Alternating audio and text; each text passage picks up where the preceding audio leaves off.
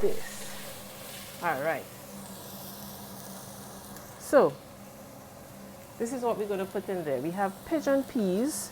I have used the green pigeon peas from Goya, and I've emptied out everything here. Do not throw the liquid part. It's what's going to give it flavor as well. So don't throw this away. Keep everything, the liquid plus the peas.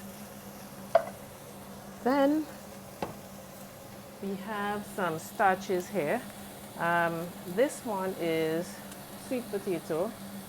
This is green plantain. This one, it's called taro by most people, but it's also, we call it, let me just stir a little bit here and lower it down. All right, yes. So this one is called taro, but we call it tania. It's a root vegetable, very sticky, and we can use it to make tania log, which is like a porridge, and so on. So we're going to put that in there. And then we're also going to put some ripe plantain. Not everybody does this, but my family does, and I love all soups to have some sort of ripe plantain in it. For those of you all who don't know what the taro is, or tania, this is what it looks like after you, before you peel it and so. Then we're going to also use some coconut milk. I don't have the real McCoy, but this one from Trader Joe's is the closest that I've found to the real one. So this is what we're going to use. Then we have black pepper, absolutely important. And then we have some cloves from Grenada as well.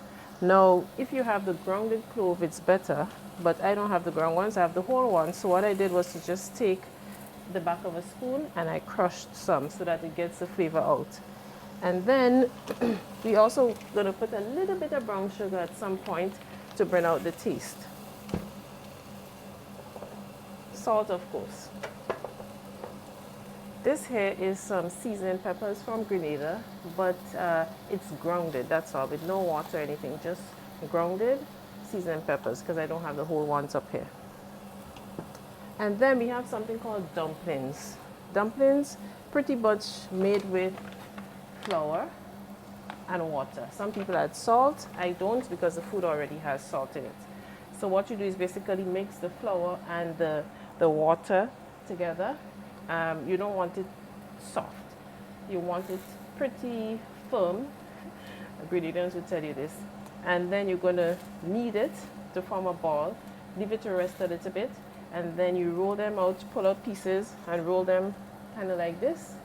And then you just cut them up into portion sizes so that you can just eat that. So this is what I did here. All right. So our seasoning is pretty much done. We call it not simmering, but consuming. So we're going to add in all of our peas. Looks like a lot, right? Yeah. Now we're going to let that boil. I'm going to increase the temperature here. Let it boil for a bit. And we're going to also add some of the coconut milk.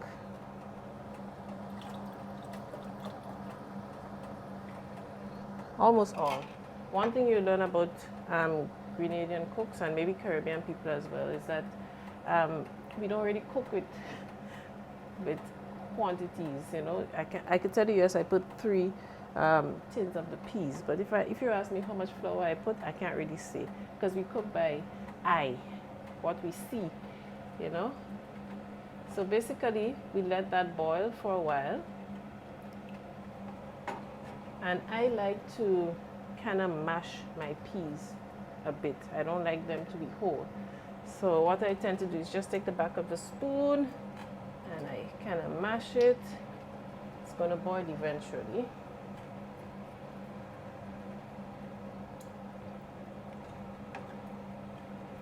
Right, you can just have water boiling on the side so I can add after. But now this is what I was telling you about, the ham. Now this bone is from a salted ham.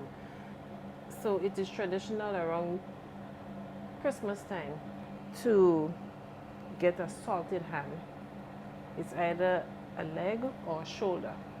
Now this bone has lots of flavor, so you basically keep the bone and pieces of meat that I pulled out from the side of another bone, and you can use it to make your soups and to flavor it. So you can use it in pigeon pea soup, you can use it in pumpkin soup, caldo soup, anything like that. It gives it really good flavor.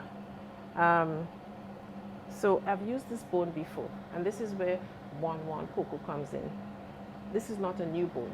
It has been used to make 2 soups already for me. So this is its 3rd soup, and we're going to put it in here. And then, depending on the flavor, we may use it again. So what I do is, once it's cooled down enough, I pop it in the freezer, and then we use it to make a soup, okay? So, let's see.